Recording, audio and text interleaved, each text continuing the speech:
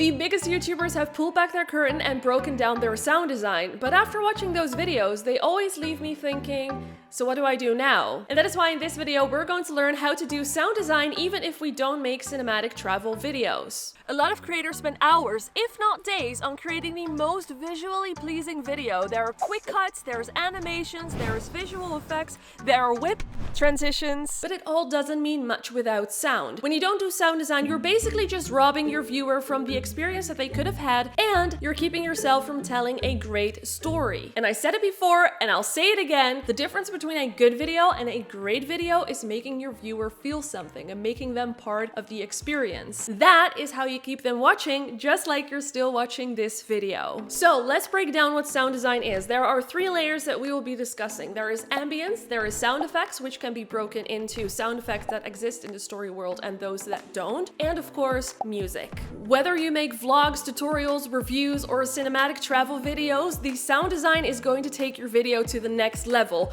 The extent and the complexity of the sound design will depend on your type of video, but we will talk about that in a second. For this video, I shot a fairly simple B-roll sequence for which we will be building our sound design. Did you hear that? I almost pronunciation, it's hard.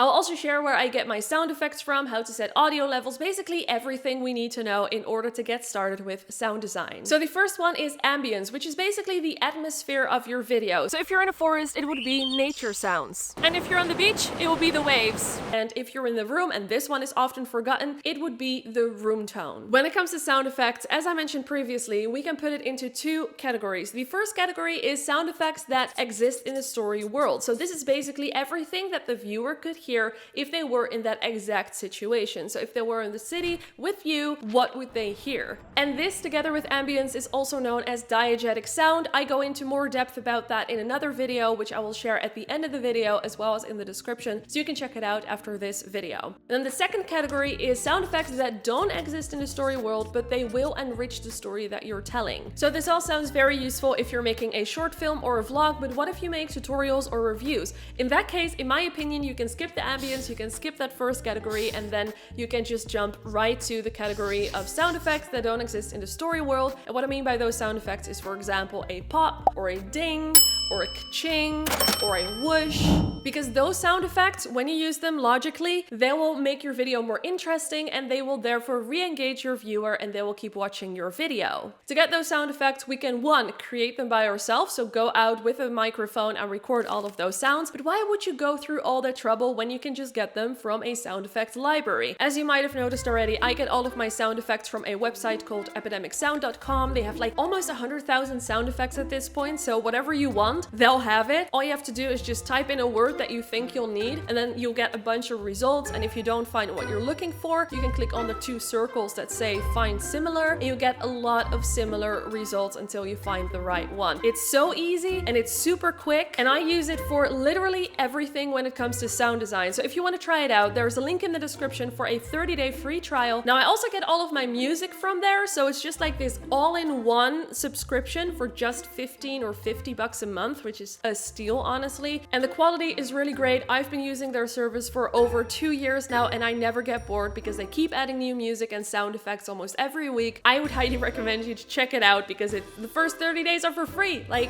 why wouldn't you? Now, before we move on to the building part, we still have one more layer to discuss, and that is music. Now, when it comes to selecting music, my biggest tip that I can give you is to choose your music based on the mood. Like I said earlier, it is so important to make your viewer feel something and make them part of the experience. And a great way to do this is to use music that really just gives the viewer that feeling that you want to give them. So if you're using Epidemic, what you can do is you can filter the songs by mood. So just go to music and then mood, and there you'll find exactly what you're looking for. One other thing that you can do, and this is one of my favorite things about Epidemic, is if you go to the homepage, there is an algorithm that picks the songs for you based on your previous downloads or your YouTube channel. So you can either do this if you want to save a lot of time, or if you're working on a completely different project, you can hand pick the songs, filter it it on mood, so important. Please, please, please do that. So I downloaded all the ambient sounds, the sound effects, and the song that we're going to need for this example. If you want, you can download these 2 clips. I made them available. There is a download link in the description,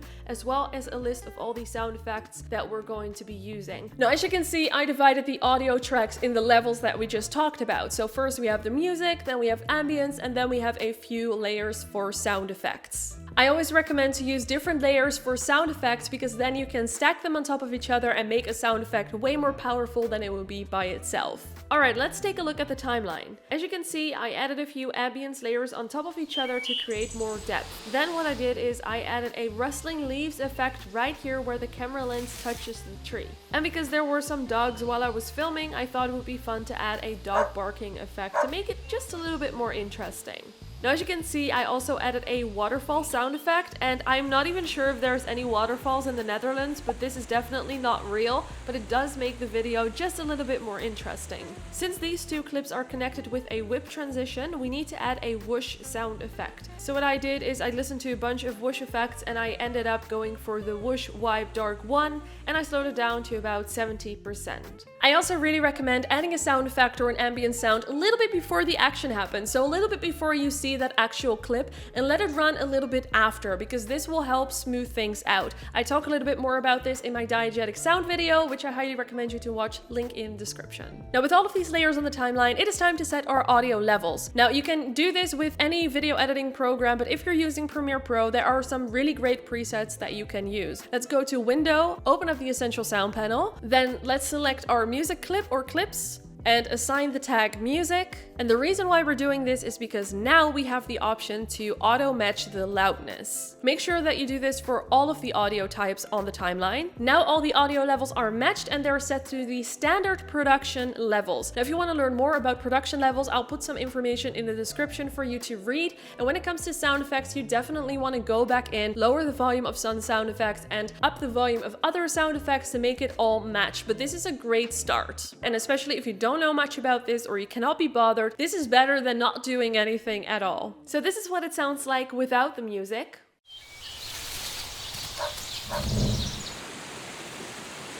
And this is what it sounds like with the music.